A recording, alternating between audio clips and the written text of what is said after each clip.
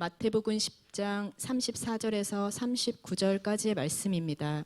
다 함께 합독하시겠습니다. 내가 세상에 화평을 주러 온 줄로 생각하지 말라. 화평이 아니요 검을 주러 왔노라. 내가 온 것은 사람이 그 아버지와 딸이 어머니와 며느리가 시어머니와 불화하게 하려 함이니 사람의 원수가 자기 집안 식구리라. 아버지나 어머니를 나보다 더 사랑하는 자는 내게 합당하지 아니하고 아들이나 딸을 나보다 더 사랑하는 자도 내게 합당하지 아니하며 또 자기 십자가를 지고 나를 따르지 않는 자도 내게 합당하지 아니하리라. 자기 목숨을 얻는 자는 잃을 것이요 나를 위하여 자기 목숨을 잃는 자는 얻으리라. 아멘. 아멘. 우리 옆에 분들과 인사를 나누도록 하겠습니다. 사랑하고 축복합니다. 당신이 있어 행복합니다. 당신 때문에 살맛이 납니다. 네, 당신 때문에 위로가 됩니다. 아멘. 할렐루야. 그러한 성도, 그러한 남편과 아내, 그러한 부모와 그러한 자녀가 되시기를 주님의 이름으로 축원합니다.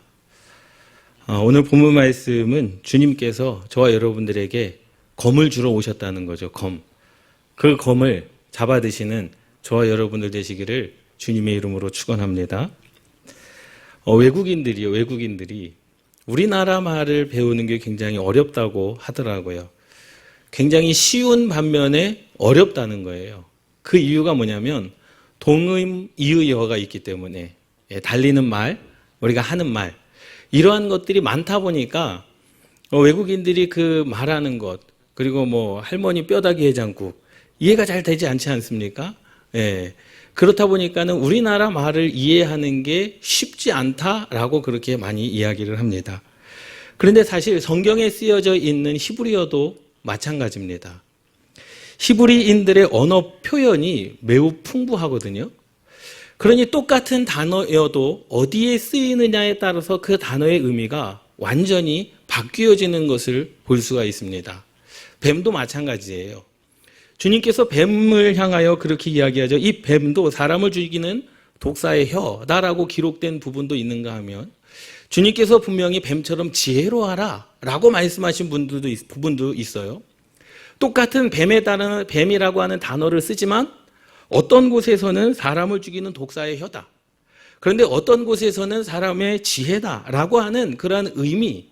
그러니 그 자체를 이해하기보다 단어와 함께 실린 의미를 이해해야 되는 경우가 너무나도 많습니다. 그래서 이 뱀은요, 독이 있는 그 사단이 말하는 그러한 꾀를 이야기하는 그리고 독사의 자식을 표현하는 부분에도 이 뱀이라고 하는 단어를 사용하지만 주님께서 저와 여러분들에게 뱀처럼 지혜로워야 된다라고 하는 부분에도 뱀이라고 하는 단어를 똑같이 사용하셨거든요. 비둘기처럼 순결하라. 그러니 이 뱀이라고 하는 것은 사람을 살리기도 하고 사람을 죽이기도 하는 그 단어가 어디에 쓰여지느냐에 따라서 독사의 혀가 될 수도 있고 사람의 지혜가 될 수도 있는 그러한 의미를 가지고 있다라는 사실입니다. 그런데 오늘 본문 말씀의 검도 그러한 경우입니다. 첫 번째 경우는요, 전쟁의 도구죠. 칼이 있어야 싸움을 하고요. 칼이 있어야 전쟁을 하는 거거든요. 마태복음 26장 47절 56절 말씀에 보면 예수님께서 대제사장들이 자기의 종들을 보냅니다. 그리고 예수님을 잡아가지고 오는 거예요. 요한복음에 보면 베드로가 칼을 들어 사람 그 종의 귀를 잘랐는데 그 사람의 이름이 말고다라고 요한복음에는 분명한 제자의 이름과 귀에 잘린 사람의 이름이 기록되어져 있지만 마태복음에서는 그러한 기록이 없지만 제자 중 한 명이 그의 종의 귀를 잘랐다. 그래서 예수님께서 그 귀를 다시 붙잡아서 그의 귀에 붙여주셨다라고 말씀을 합니다. 그러면서 끝에 가서 뭐라고 말씀하셨냐면 칼을 가지는 자는 다 칼로 망하리라. 그 칼이라고 하는 단어와 지금 마태복음 10장 34절에 이 검이라고 하는 단어가 똑같은 단어입니다. 그런데 거기에 내포되어져 있는 의미는 다른 의미를 가지고 있어요. 언어의 의미가 전쟁에 대한 의미도 있지만 두 번째는 나눈다라는 의미도 있습니다. 그러니까 칼을 던져주러 오신 거예요. 저와 여러분들에게 야 너희들에게 내가 화평을 주러 온 줄로 아느냐? 아니다. 검을 주러 왔다라는 거예요. 그러면 우리들에게 검을 줌으로 말미암아 칼을 가지는 자는 다 망하리라 말씀하셨는데 우리를 망하는 것이 하나님의 뜻인가? 그것이 아니라 그것을 가지고 무엇 하라는 겁니까? 나누라라는 겁니다. 나누라. 무엇을 나눠야 됩니까? 거룩한 것과 거룩하지 않은 것을 나눠야 되는 그러한 결단이 저와 여러분들 가운데 있어야 되는 줄 믿습니다. 그것을 말씀하시고자 원하셨던 거죠. 너희들이 싸워야 된다. 너희들이 검을 들고 전쟁에 나가야 된다. 그러한 것을 말씀하신 것이 아니라 너희들이 지금 이 땅 가운데서 해야 될 사명이 있다는 거예요. 그 사명을 우리에게 말씀해 주시는 거죠. 그래서 그 검을 가지고 내가 너희들에게 검을 주러 왔는데 우리는 주님께서 저와 여러분들에게 던져주신 그 검을 붙잡아야 되는 줄 믿습니다. 그것은 무엇입니까? 사상과 사상을 나눠야 되고 나라가 나눠야 되고 너와 내가 나누는 것처럼 하나님께서는 이 땅 가운데 화평이 아니라 검을 주시기 위하여 오셨는데 나누기 위하여 오셨다라는 거죠. 세상과 하나님의 나라를 나누기 위하여 이 땅 가운데 오신 줄 믿습니다. 이것이 예수님께서 오신 목적이에요. 하나님의 나라와 하나님의 나라가 아닌 것을 나누기 위하여 이 땅 가운데 오신 것이 예수님의 목적입니다. 그러니 내가 너희들에게 검을 던져줄 터이니 이제는 내가 내 삶 가운데서 그 검을 붙잡고 어떻게 해야 되는 겁니까? 내 삶 가운데 거룩한 것과 거룩하지 않은 것을 나눠야 됩니다. 결단하셔야 됩니다. 보세요. 예수님께서 말씀하셨어요. 어찌 그리스도와 벨리알이 하나가 될 수 있으며 어찌 양과 염소가 하나가 될 수 있느냐? 그럴 수 없다. 어찌 의와 불법이 하나가 될 수 있느냐? 그것을 나눠라. 믿는 자와 믿지 않는 자가 어찌 하나가 될 수 있느냐? 하나가 될 수 없다라는 거예요. 그래서 주님은 이 땅 가운데 오셔서 이 예수 그리스도와 벨리알을 나누셨고 양과 염소를 나누셨고 알곡과 쭉정이를 나누셨고 의와 불법을 나누셨고 믿는 자와 믿지 않는 자를 나누신 줄 믿습니다. 그것이 바로 검. 내가 너희들에게 검을 주러 왔다. 사실 보면 이러한 모습을 보면은요, 불화를 가져다 주는 것처럼 보입니다. 예수 그리스도의 복음으로 말미암아 불화를 가져다 주는 거예요. 그 뒤에 말씀에도 보면 그렇게 나와 있지 않습니까? 부모, 형제, 자매들이 다 싸운다라는 거죠. 뭐그 때문에? 복음 때문에. 그런데 싸워야 된다라는 겁니다. 왜? 거기에 믿는 자와 믿지 않는 자가 어떻게 함께 할 수 있겠으며 그것은요, 사실 그래요. 표현이 그렇습니다. 이혼해라. 아니면 자식을 호적에서 파라. 그러한 의미가 아니라 믿음과 믿지 않는 자들이 섞일 수가 없다. 생명과 죽음이 섞일 수가 없다. 생명과 사망이 섞일 수가 없다라는 거죠. 하나님의 나라와 하나님의 나라가 아닌 이 땅이 섞일 수가 없음을 계속해서 말씀해 주고 있는 줄 믿습니다. 그래서 첫 번째 뭐라고 말씀하십니까? 마태복음 10장 34절 35절 말씀에 보면 내가 세상에 화평을 주러 온 줄로 생각하지 말라. 내가 너희들에게 화평을 주러 온 줄로 생각하느냐? 그렇게 생각하지 말라. 오히려 검을 주러 왔노라. 내가 온 것은 사람이 그 아버지와 딸이 어머니와 며느리가 시어머니와 불화하게 하려 함이니라는 거예요. 싸우도록 하기 위하여 이 땅 가운데 오셨다라는 거예요. 말이 됩니까? 주님은 사랑 아닙니까? 주님께서 내 부모를 공경하라 라고 말씀하시지 않았습니까? 가정을 하나님께서 최고로 사랑하시는 그러한 모습으로 하나님께서 원하시지 않았습니까? 그럼에도 불구하고 주님께서 원하시는 것은 이 땅 가운데 불화하게 하기 위하여 내가 너희들에게 검을 던져둘 터이니 검을 붙잡아라 라고 말씀하고 있습니다. 그것은요, 불의와 의를 화해시키나? 아니요.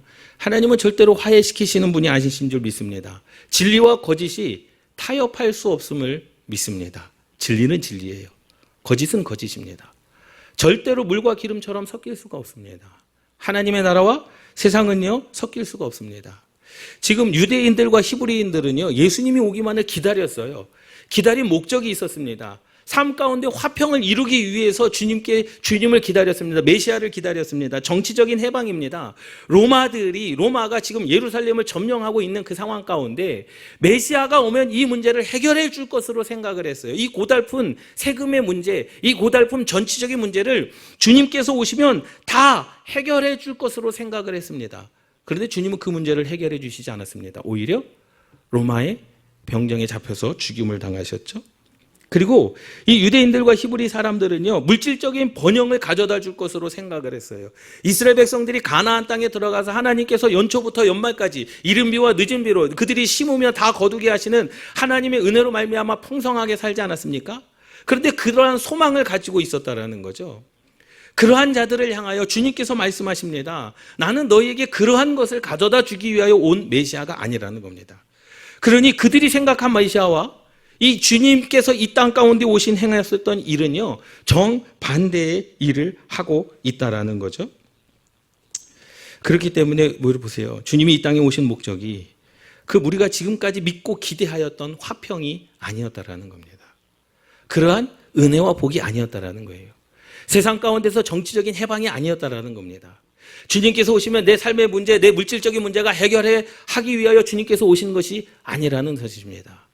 예수 그리스도를 믿고 사실 물질적인 복을 받으신 분들도 계셔요. 근데 그것은 정답이 아니에요. 그것은요, 주실 수도 있고 안 주실 수도 있습니다.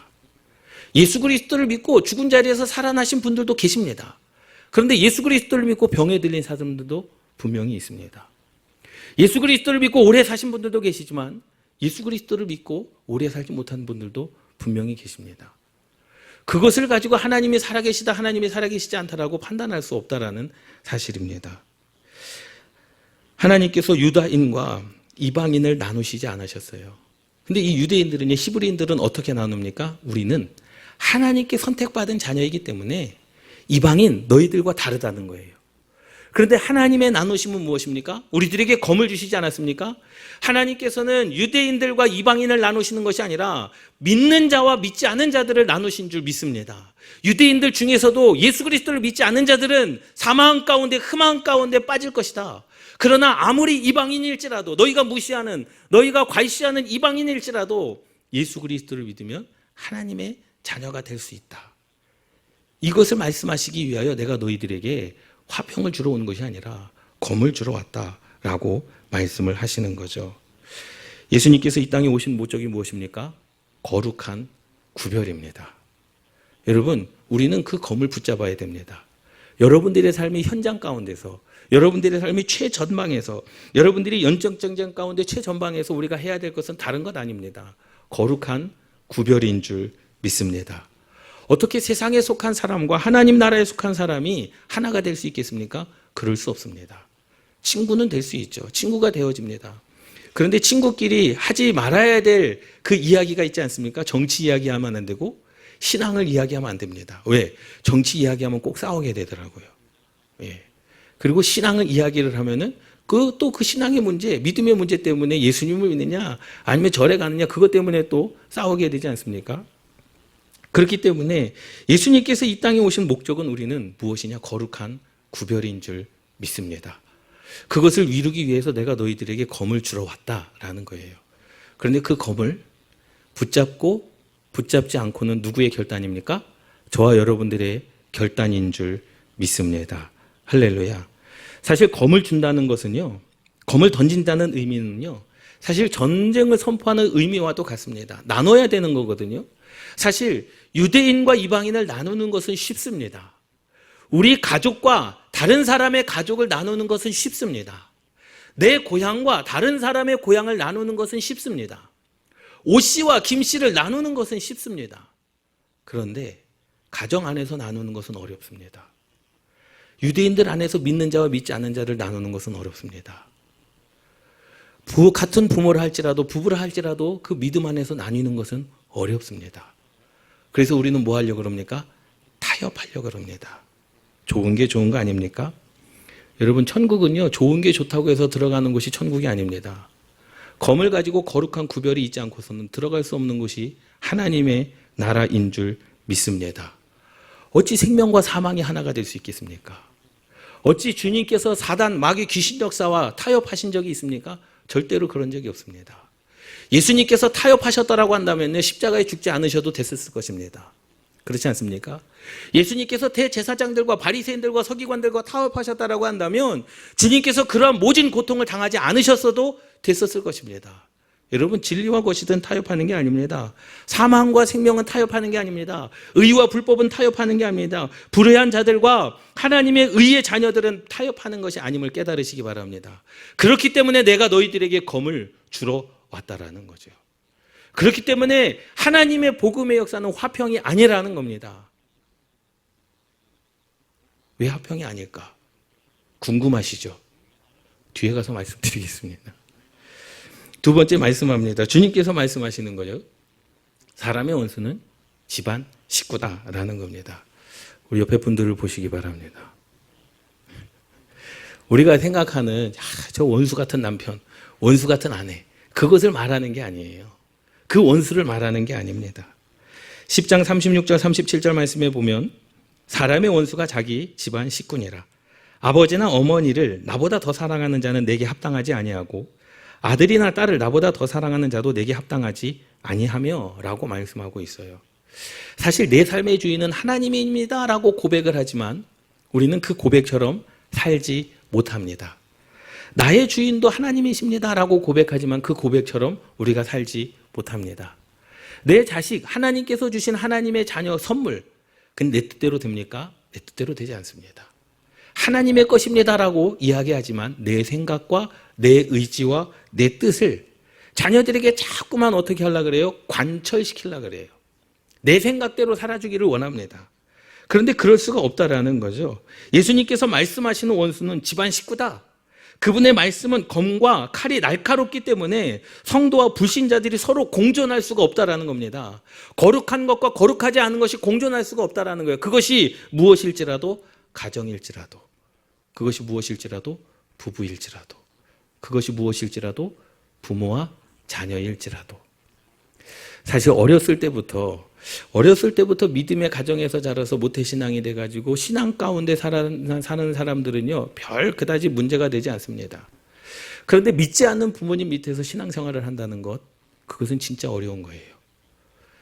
그것은 진짜 화평이 아닙니다. 전쟁입니다. 정말로 부모보다도 하나님을 더 사랑하기 때문에 부모의 말을 거역할 수밖에 없습니다. 부모를 버릴 수밖에 없습니다. 그러니 복음이 화평이겠습니까? 그러한 자들에게 복음이 정말로 화평이겠습니까? 그러한 자들에게 복음이 정말로 사랑이겠습니까? 그렇지 않습니다. 사실 보세요. 복음의 현상입니다. 복음의 현상은요, 가족 내부에서 심각한 분열을 초래하기도 합니다.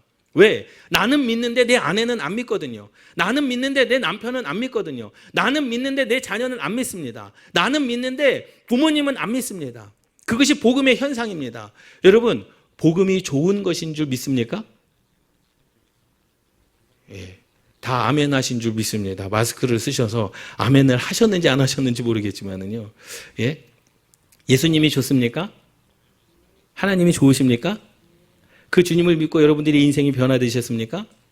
그렇게 좋은 것을 우리가 전하면 어떠한 반응이 나타납니까? 우리를 비방하죠. 비난합니다.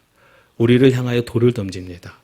우리를 향하여 개독교라고 그렇게 이야기를 합니다. 그것이 바로 복음의 현상입니다. 우리는 복음을 듣고 복음을 맛보았기 때문에 이 복음이 어떠한 것인지를 알아요. 이 좋은 것을 세상 사람들에게 복음을 전합니다. 그런데 그 복음을 전했더니 오히려 심각한 분열을 초래하기도 합니다. 정말로 그토록 친했던 내 친구, 영빨로 진짜 영적으로 구원받기를 원하여 복음을 전했는데 그와 사이가 더 나빠졌어요. 정말로 내가 믿은 예수님은 우리 부모님도 믿기를 원해서 복음을 전했는데 부모님이 너 집 나가라, 호적을 파버리겠다, 그렇게 이야기합니다. 그것이 복음의 현상입니다. 눈으로 보여지는 것은 좋은 게 보여지는 게 아닙니다. 분열을 보여집니다. 눈으로 보여지는 것은요, 때로는요, 심각한 분열을 초래하기도 합니다. 그런데 복음의 본질은 무엇입니까? 오직 기쁨이고 즐거움인 줄 믿습니다. 할렐루야. 함께 따라 하시겠습니다. 현상에 미혹당하지 말자. 믿습니까? 여러분, 현상에 미혹당하지 마십시오. 예수님께서도 이 땅 가운데 오시지 않았습니까? 그래서 예수님께서 복음을 전하셨습니다. 그런데 복음의 현상은 무엇이었습니까? 많은 사람들에게 돌에 맞는 것, 많은 사람들에게 십자가를 짓는 것, 복음을 전했는데 메시아라고 했는데 우리가 주님이라고 믿고 따랐는데 결국의 결과는 어떤 겁니까? 십자가의 죽으심이었습니다. 그리고 그들을 구원하지 못할 것 같은 그러한 상황 속에서 제자들이 다 어떻게 합니까? 도망가지 않습니까? 그게 복음의 현상입니다. 그런데 복음의 본질은 뭡니까? 죽음 뒤에 주님께서 다시 부활하셨다라는 그 사실. 우리는 거기까지 갔기 때문에, 우리의 신앙이 거기까지 갔기 때문에, 우리가 거기까지 믿었기 때문에 하나님께서 저와 여러분들을 이 땅 가운데 인도하여 주신 줄 믿습니다. 할렐루야. 여러분, 왜 주님께서 사람의 원수는 집안 식구다라고 말씀하셨을까요? 예수님과 불화를 일으킨 자들이요, 로마인들이 아니었습니다. 형제인 유대인들이 예수 그리스도를 핍박했습니다. 바리새인들과 서기관들과 제사장들이 예수 그리스도를 핍박했습니다. 로마인들이 예수 그리스도를 핍박한 게 아니에요. 그리고 보세요. 바울이 복음을 전파할 때 그를 핍박한 사람이 이방 사람들이 아니었습니다. 자기와 함께 공부하였던, 자기와 함께 같은 동족인 유대인들이 그 바울을 향하여 돌을 던지고 비난하고 바울을 향하여 고통과 고난을 주었다라는 사실입니다. 여러분, 이것 때문에 주님께서 말씀하신 거예요. 내가 화평을 주러 온 줄로 생각하느냐? 아니라는 거예요. 검을 주러 왔다라는 겁니다. 전쟁해라, 그 의미가 아닙니다. 거룩한 것과 거룩하지 않은 것을 구별하라 라고 말씀하시는 거죠. 여러분, 신앙의 문제에 있어서 생각해 보세요. 믿음에 있어서 성도와 불신자의 관계가 마치 물과 기름처럼 분리되며 결코 연합될 수 없고 하나 될 수 없음을 주님께서 선포하신 줄 믿습니다. 같은 가정일지라도, 같은 부모에서 자란 자녀들일지라도 믿으면 구원받는 것이고 믿지 않으면 구원받지 못하는 것입니다. 같이 이불을 덮고 사는 남편과 아내 사이일지라도 믿으면 구원받지만 믿지 않으면은요 구원받지 못한다라는 사실입니다. 멸망에 이를 수밖에 없다라는 거예요. 가정 가운데서도 그 믿음을 지키기 위해서는요 화평을 주러 온 줄로 아느냐? 아니요. 전쟁입니다. 나누어야 되는 겁니다. 그럼 어떻게 해야 됩니까? 어떻게 해야 됩니까? 믿지 않는 부모 어떻게 해야 됩니까? 믿지 않는 아내 남편 어떻게 해야 됩니까? 믿지 않는 자녀 어떻게 해야 됩니까? 자기 십자가인 줄 알고 지어야 되는 줄 믿습니다. 할렐루야. 우리는 그 고난을 받아야 되는 거예요. 고통을 받아야 되는 거예요. 예수님도 마찬가지지 않습니까? 하나님의 나라는요, 이 세상에서 이루는 관계나 특성을 중요하게 생각하지 않습니다. 그것이 무엇일지라도 가족일지라도요. 유대인들은 그렇게 생각을 했어요. 우리는 유대인이다. 하나님께 선택받은 이스라엘 백성들이다. 그래서 구원은 따놓은 당상이라고 생각을 했습니다. 그런데 그것을 향하여 예수님께서 선포하지 않습니까? 이 독사의 자식들아, 너희들은 구원받지 못한다는 거예요. 그리고 오히려 이방인을 향하여 믿는 자들은 누구든지 구원을 받을 수 있다라고 말씀하십니다. 저와 여러분들은 그러한 것, 학연을 중시하지 않습니까? 고향을 중시합니다. 성을 중시합니다. 그런데 하나님의 나라는요, 이 세상에서 이루는 관계, 정치적인 것이요, 남녀 관계요, 부모 관계요, 그런 것, 그것을 특성을 중요하게 생각하지 않는다라는 거죠. 부부나 가족이나 부모 자녀가 아니라 오직 예수 그리스도의 피에 생명이 있는 줄 믿습니다. 그러니 한 가정 안에서도 믿고 구원받는 자들이 있는가 하면 한 가정에서도 믿지 아니함으로 말미암아 저주 가운데 사망 가운데 빠지는 이들도 있다라는 사실입니다. 그래서 내가 너희들에게 검을 주러 왔으니 무엇을 붙잡아라? 검을 붙잡아라. 할렐루야. 유대인이나 이방인이 함께 참여하는 곳이 바로 하나님의 나라인 줄 믿습니다. 믿으면 구원받는 거예요. 믿으면 하나님의 역사를 이루어 나아갈 수 있다는 사실을 믿습니다. 히브리인들의 사고방식은요, 히브리인과 이방인, 우리는 히브리인, 유대인들이기 때문에 이방인들과 좀 다르다라는 거예요. 아니요. 하나님은 그렇게 나누지 않으셨습니다. 하나님은 민족으로 나누지 않으셨습니다. 하나님은요, 남녀로 나누지 않으셨습니다. 하나님은 지역으로 나누지 않으셨습니다. 하나님은 오직 믿는 자와 믿지 않는 자를 나누신 줄 믿습니다. 그리고 뭐라고 말씀하십니까? 사실 32절 말씀에 누구든지 사람 앞에서 나를 시인하면 나도 하늘에 계신 아버지 앞에서 그를 시인할 것이요. 많은 사람들에게 이 말씀을 했거든요. 왜 그렇습니까? 그때 당시에 내가 주님을 따른다, 내가 예수님의 제자다라고 말하는 것이 쉽지 않은 선택이었습니다. 왜? 예수님과 같이 취급을 당했거든요. 예수님과 같이 십자가를 져야 되는 거거든요. 그러니 너희들이 어떠한 상황 가운데서 주님을 부인하지 말라는 겁니다. 여러분, 직장 생활 가운데서 삶 가운데서 예수 그리스도를 시인하시기를 주님의 이름으로 축원합니다. 우리가 하나님 앞에 심판대 앞에 가서 나는 너를 모른다. 여러분, 그럴 수도 있다라는 거죠. 왜? 그때 너가 나를 시인하지 않았다. 너가 나를 부인하였다. 그런데 33절, 누구든지 사람 앞에서 나를 부인하면 나도 하늘에 계신 내 아버지 앞에서 그를 부인하리라. 여러분, 무섭지 않습니까? 여러분, 삶 가운데서 늘 여호와 하나님을 인정하며 시인하며 살아가시기를 주님의 이름으로 축원합니다. 예수 믿는 것이 욕 먹는 그러한 순간의 자리일지라도 사실 그럴 때가 있어요. 저도 그럴 때가 있습니다. 저도 목사잖아요. 근데 가다가 이렇게 막 그 신앙 때문에 막 싸워요. 누가 교회 욕을 하고 그러면요, 어떻게 됩니까? 슬쩍 피해버립니다. 나도 거기서 욕 먹을까봐. 당신이 목사였어. 이 소리 들을까 봐. 여러분, 그때 하나님 앞에서 우리가 어떠한 모습으로 서 있겠습니까? 야, 오인성 목사야, 너 그때 나 부인했잖아. 나도 너 모른다. 그럴 수도 있다라는 겁니다. 그렇기 때문에 우리는 결단해야 돼요. 하나님께서 우리에게 던져주신 그 검을 붙잡아야 되는 줄 믿습니다. 거룩한 성도는요, 세상과 타협하지 않습니다. 믿습니까? 거룩한 성도는요, 자신의 이권을 위하여 살아가는 사람이 아님을 믿습니다. 복음을 위하여 살아가는 사람들입니다. 그래서 주님께서 말씀을 하시는 거예요. 너희 원수는 집안 식구니라. 예수님이 메시아인 것이 유대인들에게는 정말 좋은 거 아닙니까? 그런데 자신들의 이득권이 빼앗기고 자신의 삶의 터전을 빼앗기는 자신의 그 이권이 날아가 버리는 그러한 순간 가운데서 주님을 어떻게 합니까? 공격해 버립니다. 세 번째로 주님께서 말씀하십니다. 마태복음 10장 38절 39절 또 자기 십자가를 지고 나를 따르지 않는 자도 내게 합당하지 아니하리라. 그런데 자기 목숨을 얻는 자는 잃을 것이요 나를 위하여 자기 목숨을 잃는 자는 얻으리라. 그런데 이 얻으리라라고 하는 말씀은 생명을 얻을 것이다라고 말씀하시는 것이 아니라 무엇을 얻을 것이다? 내가 받는 십자가의 고난, 내가 받는 십자가의 고통을 너희들이 얻을 것이다라는 거예요. 내가 예수 그리스도 안에서 십자가의 죽으심을 통하여 하나님의 영광을 볼 줄 알았지만 아니요. 주님은 고통당하셨습니다. 고난당하셨습니다. 주님은 십자가에서 죽으셨습니다. 죽지 않고는 하나님의 영광을 볼 수 없음을 깨달으시기 바랍니다. 주님께서 제자들에게 야, 자기 십자가를 지고 나를 따르지 않는 자도 내게 합당하지 아니하니라. 자기 목숨을 얻는 자는 잃을 것이고 나를 위하여 자기 목숨을 잃는 자는 얻으리라 라고 말씀하셨어요. 근데 사실 제자들이 예수님이 하신 말씀 의도를 잘 알지를 못했습니다. 그런데 분명한 사실은 뭐냐? 제자의 길이 어려운 길이구나 라는 것을 아마도 알았을 거예요. 예수님은 정말로 메시아 구원자 하나님 생명이시지 않습니까? 그럼 내 인생 가운데 뭔가 정말로 색다른 변화가 일어나야 되는데 변화가 일어나지 않았습니다. 오히려 예수님은 그렇게 믿고 따랐던 그 주님이 십자가에서 죽으셨어요. 내 눈앞에서 사라지는 겁니다. 그들의 믿음도 다 사라져버렸습니다. 그런데 부활하신 주님을 다시 만난 제자들은 어떻게 했습니까? 순교자의 삶을 걸어간 줄 믿습니다.